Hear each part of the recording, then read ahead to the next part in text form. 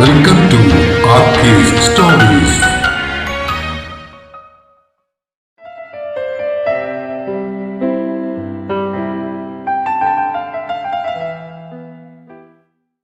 രുദ്ര ഒരു പുനർജന്മ പ്രണയകഥ ഭാഗം 7. രചനയും അവതരണവും രഘുദാസ് കാട്ടുങ്കൽ. ആ രാത്രി അതേ സമയം അങ്ങകലെ ബാംഗ്ലൂരിൽ തന്റെ കട്ടിലിൽ കിടന്നുറങ്ങുകയായിരുന്ന അച്ചു തൊട്ടടുത്ത ഒരു ശക്തിയായി നിശ്വസിക്കുന്ന ശബ്ദം കേട്ടാണ് ഉറക്കത്തിൽ നിന്നും ഉണർന്നത്. ഭദ്ര കിടക്കുന്ന ഭാഗത്തു നിന്നുമാണ് ആ ശബ്ദമെന്ന് മനസ്സിലാക്കിയതും അവൾ കട്ടിലിൽ എഴുന്നേറ്റിരുന്നിട്ട് അങ്ങോട്ടേക്ക് നോക്കി. അച്ചുവിന് തന്റെ കണ്ണുകളെ വിശ്വസിക്കുവാൻ സാധിച്ചില്ല. കിടക്കയിൽ കിടക്കുകയായിരുന്ന ഭദ്രയുടെ തൊട്ടുമുകളിലായി വെളുപ്പ് നിറത്തിൽ പുക പോലെ സുതാര്യമായ അവളുടെ തന്നെ ഒരു പ്രതിബിംബം അന്തരീക്ഷത്തിൽ ഉയർന്നു നിൽക്കുന്നു. അവളുടെ ആത്മാവ് അവളിൽ നിന്നും വിട്ട് അന്തരീക്ഷത്തിൽ പറന്നു നിൽക്കുന്നത് പോലെ. ആ കാഴ്ച കണ്ട് ഉച്ചത്തിൽ അലറിക്കറിഞ്ഞ അച്ചുവിന്റെ ശബ്ദം തൊണ്ടയിൽ നിന്നും പുറത്തേക്ക് വന്നില്ല. ഒറ്റ നിമിഷം കൊണ്ട് വിയർത്തു കുളിച്ച അവൾ തന്റെ കട്ടിലിന്റെ മൂലയിലേക്ക് ചുരുണ്ടുകൂടി പുതപ്പെടുത്ത് തല വഴി മൂടി പുതച്ചു. അടുത്ത നിമിഷം ഭദ്രയുടെ ആ പ്രതിബിംബത്തിന് മുകളിലായി മറ്റൊരു രൂപം പ്രത്യക്ഷപ്പെട്ടു. മുഖം കാണാനാവാത്ത വിധം ശരീരമാസകലം മൂടി പുതച്ചൊരു രൂപം. മുഖത്തു നിന്നും പുതപ്പ് മാറ്റി നോക്കിയ അച്ചു ആ രൂപം കണ്ട് ഭയന്നു വിറച്ചു. അവൾ നോക്കിയിരിക്കെ ആ രൂപത്തിൽ നിന്നും നീല നിറമാർന്ന രശ്മികൾ ഭദ്രയുടെ വെളുത്ത പ്രതിബിംബത്തിലേക്ക് കൂടിക്കലർന്നു. ക്രമേണ സുതാര്യമായ വെളുത്ത പ്രതിബിംബം നീല നിറമായി മാറി. അത് മെല്ലെ കട്ടിലിൽ കിടക്കുന്ന ഭദ്രയുടെ ശരീരത്തിലേക്ക് തിരികെ കയറി അപ്രത്യക്ഷമായി. ഈയൊരു കാഴ്ച കൂടി കണ്ടതോടെ അച്ചു ബോധരഹിതയായി കട്ടിലേക്ക് വീണു. ഞെട്ടി ഉണർന്നതുപോലെ കട്ടിൽ നിന്നും ചാടി എഴുന്നേറ്റ ഭദ്ര അച്ചു കിടക്കുന്ന കട്ടിലേക്ക് നോക്കി. ആ സമയം അവളുടെ കൃഷ്ണമണികൾക്ക് വല്ലാത്തൊരു ചുവപ്പ് നിറമായിരുന്നു. കട്ടിൽ നിന്നും എഴുന്നേറ്റ അവൾ അച്ചുവിന്റെ കട്ടിലിന്റെ അരികിലേക്ക് എത്തി അവളെ 2 കൈകൊണ്ട് പുഷ്പം പോലെ എടുത്തുയർത്തി ആ കട്ടിലിൽ നേരെ കിടത്തി. അത് കഴിഞ്ഞ് അവളുടെ നെറ്റിയിൽ കൈകൾ വെച്ച് പ്രാചീനമായ ഭാഷയിൽ എന്തൊക്കെയോ മന്ത്രങ്ങൾ ഉരുവിട്ടു. പിന്നീട് ഒന്നും സംഭവിച്ചിട്ടില്ലാത്തതുപോലെ ഒരു പുഞ്ചിരിയോടെ അവൾ തിരികെ കട്ടിൽ വന്ന് കിടന്ന് കണ്ണുകൾ അടച്ചു. സിദ്ധാശ്രമത്തിൽ ഗുഹയ്ക്കകത്ത് ധ്യാന നിമഗ്നനായിരുന്ന പരമഹംസ ഗുരുക്കൾ ധ്യാനത്തിൽ നിന്നും ഞെട്ടി ഉണർന്നു. വിയർത്തു കുളിച്ച് പരവശനായ അദ്ദേഹം തന്റെ മുന്നിലെ ശ്രീപരമേശ്വരന്റെ ബിംബത്തിന് മുന്നിൽ കൈകൾ കൂപ്പി തൊഴുതു. ഭഗവാനെ ശ്രീപരമേശ്വര, എന്താണ് നാം ഈ കണ്ടത്? എവിടെയാണ് നമുക്ക് പിഴവ് പറ്റിയത്? എന്തുകൊണ്ട് നാം അത് നേരത്തെ അറിയാതെ പോയി ഭഗവാനെ? പാർവതി ദേവിയുടെ പൂർണ്ണ രൂപമായ ദുർഗയുടെ അംശാവതാരമായ കുമാരിയുടെ പുനർജന്മത്തിനൊപ്പം ദുർഗയുടെ തന്നെ ഉഗ്രരൂപമായ ഭദ്രകാളി ദേവിയുടെ അംശമുള്ള മറ്റൊരു ജനനം കൂടി. ഒരേ ചൈതന്യം 2ആയി പിരിഞ്ഞ് 2 സ്ത്രീജന്മങ്ങൾ എടുത്തിരിക്കുന്നു. മഹാത്ഭുതം, മഹാത്ഭുതം. അതിൽ 2ാമത്തെ ജന്മം മീനമാസത്തിലെ ഭരണിനാളിൽ ജനിച്ച കന്യക. അംശാവതാരം അപൂർണമായിരിക്കുവാൻ കുറുനാക്കില്ലാതെ വലത്തെ പാദത്തിൽ 6 വിരലുകളുമായുള്ള ജനനം.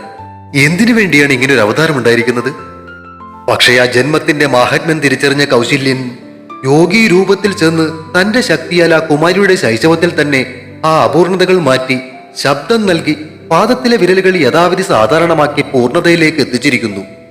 ഇപ്പോൾ ഇതാ ആ ആത്മാവിലേക്ക് തന്റെ ശക്തിയുടെ ഒരു ഭാഗവും കൂടി കൗശല്യൻ ലയിപ്പിച്ചിരിക്കുന്നു. എന്താണ് അവന്റെ ലക്ഷ്യം? എത്രയൊക്കെ ശ്രമിച്ചിട്ടും അവന്റെ ആരാധനമൂർത്തി ആരെന്ന് പോലും നമുക്കിപ്പോഴും തിരിച്ചറിയാൻ സാധിക്കുന്നില്ല. ഭഗവാനെ, എന്തിനാണിതെല്ലാം അവൻ ചെയ്യുന്നതെന്ന് മാത്രം നമുക്ക് മുന്നിൽ തെളിയുന്നില്ലല്ലോ. പരിഭ്രാന്തനായ പരമഹംസ സ്വാമികൾ പെട്ടെന്ന് തന്നെ ഭദ്രകാളി പൂജയ്ക്കുള്ള ഒരുക്കങ്ങൾ തുടങ്ങി. പത്മാസനത്തിലിരുന്ന് കണ്ണുകൾ അടച്ച് അദ്ദേഹം ഭദ്രകാളി സഹസ്രനാമ സ്തോത്രാർച്ചന തുടങ്ങി. ഓം അസ്യ ശ്രീ കാളീ സഹസ്രനാമസ്തോത്ര മഹാമന്ത്രസ്യ മഹാകാല ഭൈരവകൃഷി അനുഷ്ടുപ്ഛന്ദശ്രീ മഹാകാളി ദേവത ശ്രീ ഭദ്രകാളി ശ്മശാനവാസിനി പ്രസാദസിദ്ധ്യർത്ഥേ ജപേ വിനിയോഗ. ഛന്ദസ്സും ധ്യാനവും കഴിഞ്ഞ് അദ്ദേഹം സഹസ്രനാമ അർച്ചനയിലേക്ക് കടന്നു. ഇരുളടഞ്ഞ വനമധ്യത്തിൽ കൗശല്യന്റെ മുന്നിൽ ഭയന്നു കുറച്ച് നിൽക്കുകയായിരുന്നു കാകരൂപൻ. കഠിനമായ ദേഷ്യത്താൽ കൗശല്യൻ ഗർജിച്ചു. കാകരൂപ, നിന്നോട് നാം പറഞ്ഞതല്ലേ മാനവേദന്റെ മുന്നിൽ പ്രത്യക്ഷനാകരുതെന്ന്? പിന്നെ നീ എന്തിനാ സാഹസം കാണിച്ചു? പ്രഭോ, ആ ദിവ്യായുധം സ്വന്തമാക്കും മുന്നേ മാനവേദനെ വധിച്ചാൽ അവിടത്തെ ലക്ഷ്യം എളുപ്പം നിറവേറ്റാൻ സാധിക്കുമല്ലോ എന്നോർത്താണ് അടിയൻ അങ്ങനെ ചെയ്തത്. വിഡ്ഢി, വീരഭദ്രന്റെ സാന്നിധ്യത്തിൽ മാനവേദനെ വധിക്കാൻ ശ്രമിച്ചിരിക്കുന്നു. ഭാഗ്യം കൊണ്ടാണ് നീ ഇന്നലെ അവിടെ നിന്നും രക്ഷപ്പെട്ടത്. എങ്കിലും നമ്മുടെ ക്രോധത്തിൽ നിന്നും നിനക്ക് രക്ഷയില്ല. നീ കാരണം നമ്മുടെ സാന്നിധ്യവും ഭദ്ര എന്ന നാമധേയത്തിലുള്ള കന്യകയുടെ ജന്മരഹസ്യവും പരമഹംസൻ തിരിച്ചറിഞ്ഞു കഴിഞ്ഞിരിക്കുന്നു. അതുകൊണ്ട് തന്നെ കരുതിയതിലും വേഗത്തിൽ നമുക്ക് ആ കാളീയ അവതാരമായ കന്യകയുടെ ആത്മാവിനെ ബന്ധിക്കേണ്ടി വന്നു. ആരോരും അറിയാതെ അവസാന നിമിഷത്തിൽ മാത്രം നാം ചെയ്യാൻ ഉദ്ദേശിച്ചിരുന്ന ആ കർമ്മം നീ മൂലം പരമഹംസൻ ഇപ്പോഴേ അറിഞ്ഞിരിക്കുന്നു. മരണമാണ് ഇതിന് നിനക്കുള്ള ശിക്ഷ. പ്രഭു, അടിയന് മാപ്പ് നൽകണം. തൊഴു കൈകളോടെ കാകരൂപൻ അപേക്ഷിച്ചു.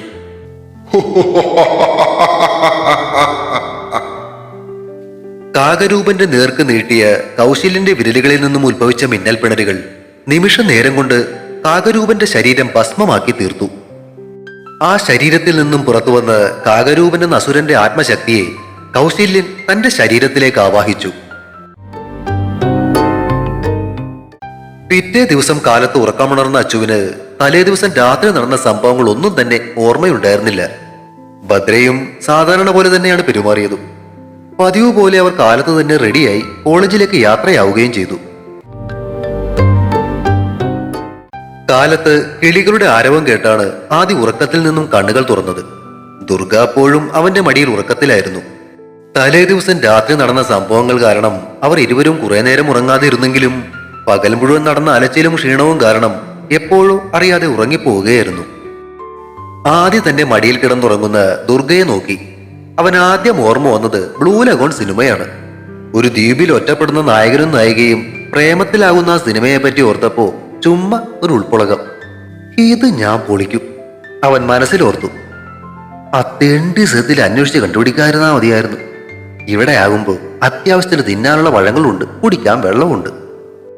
ഇനിയിപ്പോ ഒരു കുട്ടിയൊക്കെ ജനിച്ചിട്ട് ഇവിടെ നിന്ന് പോയാൽ മതി. പണ്ടത്തെ മലർപ്പൊടിക്കാരനെ പോലെ അവൻ അവിടെ ഇരുന്നങ്ങ് കടക്ക് കൂട്ടി. ക്യാമറ പോണെങ്കിൽ പോട്ടെ, ഇവളെങ്ങാനും എന്നെ പ്രേമിച്ച പിന്നെ ആ കൗണ്ടറുടെ അരിക്കച്ചവടം നോക്കി സുഖമായിട്ടങ്ങ് കഴിയാം. ഓ, എനിക്ക് വയ്യ. രോമാഞ്ചം വന്നതുപോലെ അവൻ കൈകളൊക്കെ തൂത്തു. മോളെ തുർക്കേ, എഴുന്നേക്ക്. വാക്കുകളിൽ മാക്സിമം പഞ്ചാര പുരട്ടി അവൻ വിളിച്ചു. അവൻ വിളിക്കുന്നത് കേട്ട് ചാടിപ്പിടഞ്ഞ് എഴുന്നേറ്റ അവൾ കുറച്ചു നേരം അവന്റെ മുഖത്തേക്ക് തുറിച്ചു നോക്കി. ഇന്നലെ സംഭവിച്ചതിന്റെ ഹാങ് ഓവർ അവൾക്ക് മാറിയിട്ടില്ലെന്ന് തോന്നുന്നു. അതോ ഇനി ഇവൾ ഇന്നലെ പറഞ്ഞതുപോലെ ശരിക്കും കുരങ്ങന്റെ കട്ടുണ്ടോ എനിക്ക്? അതായിരിക്കോ ഇവിളി പേടിച്ചതുപോലെ നോക്കുന്നേ? അങ്ങനെ വരാൻ വഴിയില്ല. ഒടുവിൽ അവൻ അവനെ തന്നെ സ്വയം അങ്ങ് ആശ്വസിപ്പിച്ചു. നീ എന്താ ഇത്ര സൂക്ഷിച്ചു നോക്കുന്നേ? സംശയം തീർക്കാൻ എന്നോണം അവൻ ചോദിച്ചു. അത് ഞാൻ പെട്ടെന്ന് ഇന്നലെ രാത്രി സംഭവിച്ച കാര്യങ്ങളൊക്കെ ഓർത്തുപോയി. ഓ, ആശ്വാസം, അവൻ മനസ്സിൽ പറഞ്ഞു. അതെന്തായിരുന്നു ആ ശബ്ദം? ആ കണ്ണുകള്, പിന്നെ ആ ചിറകടി വെച്ച ഓർക്കുമ്പോ തന്നെ പേടി തോന്നുന്നു.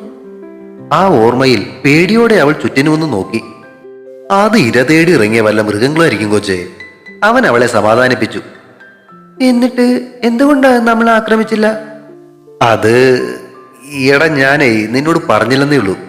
ഇന്നലെ മുതലേ വലിയൊരു കൃഷ്ണപ്പരുന്ത് നമ്മോടൊപ്പം ഉണ്ട്. ഇങ്ങോട്ട് വഴി കാട്ടിയത് പോലും ആ പരുന്താ. ഒരുപക്ഷെ അതായിരിക്കും ഇന്നലെ രാത്രി നമ്മളെ രക്ഷിച്ചത്. കൃഷ്ണപ്പരുന്തോ? ഭഗവാനെ കൃഷ്ണ, എങ്കിലതെന്റെ കൃഷ്ണൻ അയച്ചത് തന്നെയാ നമ്മളെ രക്ഷിക്കാൻ. അവൾ മുകളിലേക്ക് നോക്കി കൈകൂപ്പി. ഇന്നെങ്കിലും അവരാരെങ്കിലും നമ്മളെ അന്വേഷിച്ചു വന്നാൽ മതിയായിരുന്നു. ഇന്ന് രാത്രി കൂടി ഇവിടെ കഴിയാന്ന് പറഞ്ഞ പേടിയായിട്ട് പാടില്ല. ഇന്നും അതുപോലെ ഏതെങ്കിലുമൊക്കെ മൃഗങ്ങൾ വന്ന ഭഗവാനെ കൃഷ്ണ രക്ഷിക്കണേ. സത്യം പറഞ്ഞ ശോഭനമായ ഭാവിയെക്കുറിച്ച് ചിന്തിക്കുന്നതിന്റെ ഒരു ആക്രാന്തത്തിനിടയിലെ അവനും ആ കാര്യം ഓർത്തിരുന്നില്ല. ഇന്നലെ തന്നെ ഹാർട്ട് അറ്റാക്ക് ഒന്ന് തട്ടിപ്പോകേണ്ടതായിരുന്നു. ഇന്നും കൂടി അങ്ങനെ വല്ലതും സംഭവിച്ച കൗണ്ടറുടെ അരിക്കച്ചവടം നോക്കും മുന്നേ തന്റെ 16ന്റെ സദ്യക്ക് വേറെ ആരെങ്കിലും അരി ഇടേണ്ടി വരും. മനസ്സിൽ ആലോചിച്ചും കൊണ്ട് അവൻ ദുർഗയെ നോക്കി ചിരിച്ചു. നീ അവിടെ പോയിരിക്കെ, ഞാനേ എന്തായാലും പുറത്തു പോയി നോക്കിയിട്ട് വരാം. അവളോട് പറഞ്ഞിട്ട് അവൻ ഗുഹയ്ക്ക് പുറത്തേക്ക് ഇറങ്ങാൻ നോക്കി.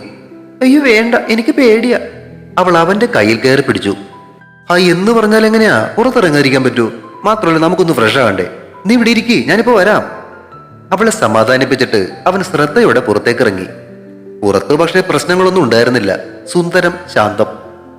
ഗുഹയുടെ അകത്തേക്ക് തിരികെ ചെന്ന അവൻ ദുർഗയെ വിളിച്ചു. അവൾ അല്പം പേടിയോടുകൂടി പുറത്തേക്ക് ഇറങ്ങി. കണ്ടോ, ഇവിടെ പ്രശ്നമൊന്നുമില്ല. നീ ഒരു കാര്യം ചെയ്യ്, ഇവിടെ വെയിറ്റ് ചെയ്യ്. ഞാൻ പോയിട്ടെ ഒന്ന് ഫ്രഷ് ആയിട്ട് വരാം. അയ്യോ പോവല്ലേ, ഞാനും വരും. എടി പോത്തെ, എനിക്കൊന്ന് ടോയ്ലറ്റിൽ പോവാനാ. ഇവിടെ ടോയ്ലറ്റ് ഒക്കെ ഉണ്ടോ? പിന്നെ ഇറ്റാലിയൻ ക്ലോസറ്റാ. എന്തേ കുഴപ്പമുണ്ടോ? എന്റെ കൊച്ചെ കുറച്ചങ്ങോട്ട് മാറി അവിടെ എവിടെയെങ്കിലും ഒന്ന് പോയി ഇരുന്നിട്ട് വരാം. അത് കഴിഞ്ഞ് ഇവിടെ ഒന്ന് കുളിക്കുകയും ചെയ്യാം. നീ ഇവിടെ നില്ലേ, ഞാൻ പോയിട്ട് ഇപ്പൊ തന്നെ വരാം. അല്ലേ വേണ്ട, നീ ആ ഗുഹയ്ക്കകത്ത് കയറിയിരുന്നു. അവളെ ഗുഹയ്ക്കകത്ത് കയറ്റി ഇരുത്തതിന് ശേഷം അവൻ പുറത്തു പോയി ഫ്രഷായി തിരിച്ചു വന്നു. അതെ, നീ വേണേ ഇനി പോയി ഫ്രഷ് ആയിട്ട് വാ, ഞാൻ വെയിറ്റ് ചെയ്യാം.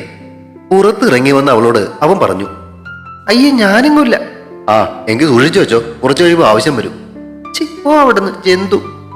കുറച്ചു നേരം മുഖം വീർപ്പിച്ച് നിന്നതിന് ശേഷം അവൾ പിന്നെയും ചിക്കിയും തോണ്ടിയും അവന്റെ അടുത്തേക്ക് ചെന്നു. എന്തേ? അത് പിന്നെ എനിക്ക്.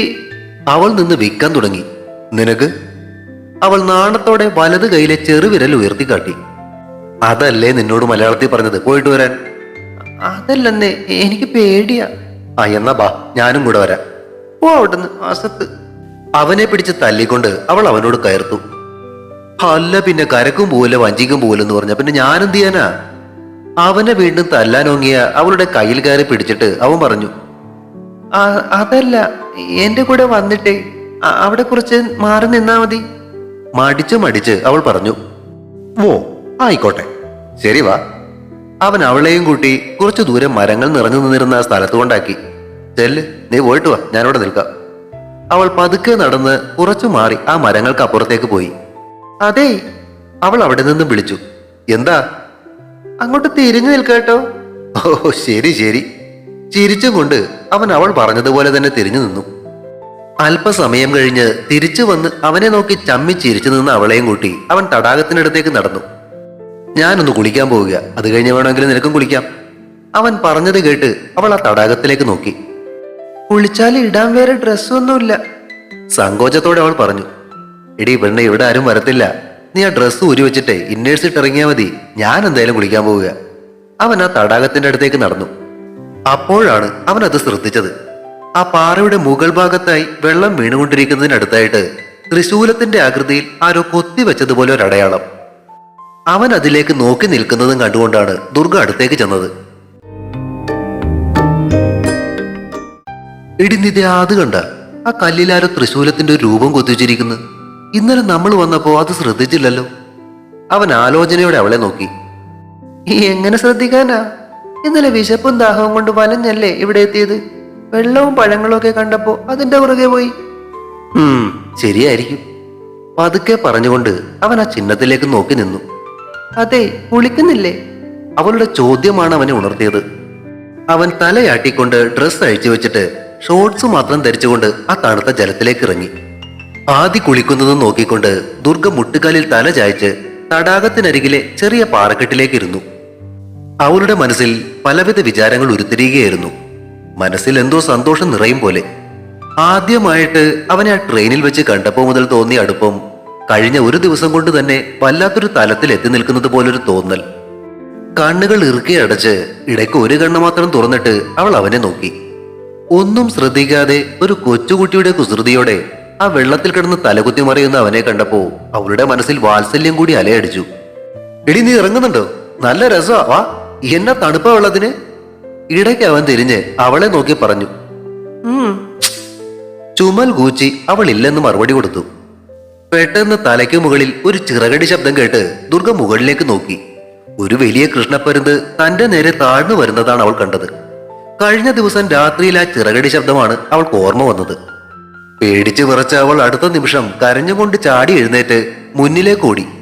അതേസമയം ചിറകടി ശബ്ദം കേട്ട് മുകളിലേക്ക് നോക്കിയ ആദി താഴേക്ക് പറന്നു വരുന്ന കൃഷ്ണപ്പരുന്തിനെയും അത് കണ്ട് പേടിച്ച് നിലവിളിച്ച് തടാകത്തിന് നേരെ ഓടി വരുന്ന ദുർഗയെയും കണ്ട് മിഴിച്ചു നിൽക്കുന്നതിനിടയിൽ അവൾ ഓടി വന്ന് വെള്ളത്തിലേക്ക് എടുത്തു ചാടി.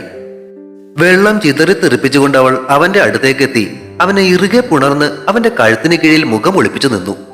വെള്ളത്തിൽ വീണ് നനഞ്ഞ വസ്ത്രങ്ങളുമായി തന്നെ ഇറുകെ പുണർന്നു നിൽക്കുന്ന ദുർഗയെ ഇടത് കൈകൊണ്ട് ചുറ്റിപ്പിടിച്ചിട്ട് അവൻ ആ കൃഷ്ണപ്പരുന്തിനെ നോക്കി. താഴെ പാറക്കെട്ടിലേക്ക് പറന്നിറങ്ങിയ പരുന്ത് അവിടെ നിന്നും അവരെ രണ്ടുപേരെയും തലചരിച്ചു നോക്കി. പിന്നീട് അവന്റെ നേരെ ചിറകുകൾ ഉയർത്തി ഒന്ന് വീശിയതിനു ശേഷം അത് ആകാശത്തിലേക്ക് പറന്നകന്നു.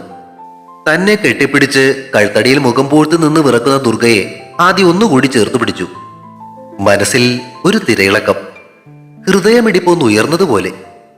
ഇന്നേ വരെ മറ്റൊരു പെണ്ണിനോടും തോന്നാത്ത എന്തോ ഒരു വികാരം, പേരറിയാത്തൊരു നൊമ്പരം പോലെ മനസ്സിൽ.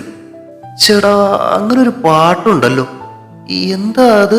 യെസ്, കിട്ടിപ്പോയി. പേരറിയാത്തൊരു നൊമ്പരത്തെ പ്രേമമെന്നാരോ വിളിച്ചു. അവൻ പാടിയത് പക്ഷേ ഇച്ചിരി ഉറക്കെയായിപ്പോയി. എന്താ പാടിയേ? അവന്റെ പാട്ട് കേട്ട് മുഖമുയർത്തി അവൾ ആദ്യോട് ചോദിച്ചു. എന്ത് പാട്ട്? അവൻ പൊട്ടം കളിച്ചു. ഇപ്പോ ഇയാള് പാടിയ പാട്ട്. അവൾ അവന്റെ മുഖത്തേക്ക് സൂക്ഷിച്ചു നോക്കി. ഓ അതോ, അതെന്താന്നോ? സത്യം പറയാലോ, നിന്നെ കാണുമ്പോഴൊക്കെ ഉണ്ടല്ലോ, ദേ ഇങ്ങോട്ട് നോക്കിയേ, ഈ നെഞ്ചിന്റെ ഇവിടെ നിന്നേ വല്ലാത്തൊരു ഫീല്. തന്റെ നെഞ്ചിന്റെ ഇടതുവശം പൊത്തിപ്പിടിച്ചുകൊണ്ട് അവൻ അവളുടെ കണ്ണുകളിലേക്ക് നോക്കി. പറഞ്ഞത് കേട്ട് അവനെ നോക്കിയ അവളുടെ കണ്ണുകളിൽ ഒരു സാഗരം മലയടിക്കുന്നത് അവൻ കണ്ടു. ആ സാഗരത്തിന്റെ ആഴങ്ങളിൽ സ്വയം നഷ്ടപ്പെട്ട് അവൻ നിന്നു. ഓ എന്റെ അടി കുഞ്ഞ്, ഇങ്ങനെ നോക്കല്ലേ, അല്ലേ തന്നെ ഇന്നലെ രാത്രി തൊട്ട് മനുഷ്യന്റെ കൺട്രോൾ പോയേക്കുക. ഇപ്പോ ആണേ നീ താണ്ടെ നനഞ്ഞു കുളിച്ചെന്നെ കെട്ടിപ്പിടിച്ചോണ്ട് നിൽക്കുന്നു. പോരാത്തതിന് കൊളുത്തി വലിക്കുന്നതിന്റെ ഈ നോട്ടോ. നിന്നെ ഞാൻ വല്ലതും ചെയ്തു കളയുവേ. കണ്ണുകളിൽ കുസൃതി നിറച്ച് അവൻ പറഞ്ഞു. അതിനുള്ള മറുപടിയായി അവന്റെ തോളിൽ പല്ലുകൾ ആഴ്ത്തുകയാണ് അവൾ ചെയ്തത്. തുടരും. രുദ്ര അടുത്ത ഭാഗം ഉടൻ പ്രതീക്ഷിക്കുക. സബ്സ്ക്രൈബ് ചെയ്യാത്തവരുണ്ടെങ്കിൽ ദയവായി സബ്സ്ക്രൈബ് ചെയ്ത് സപ്പോർട്ട് ചെയ്യണേ. കഥയ്ക്ക് അഭിപ്രായങ്ങളും ലൈക്കുകളും ഹൈപ്പും ഒക്കെ നൽകുന്നതിനോടൊപ്പം തന്നെ കഥയുടെ ലിങ്ക് കഴിയുന്നവർക്കൊക്കെ ഒന്ന് ഷെയർ ചെയ്ത് കൂടി കൊടുത്തേക്കണേ. Thank U.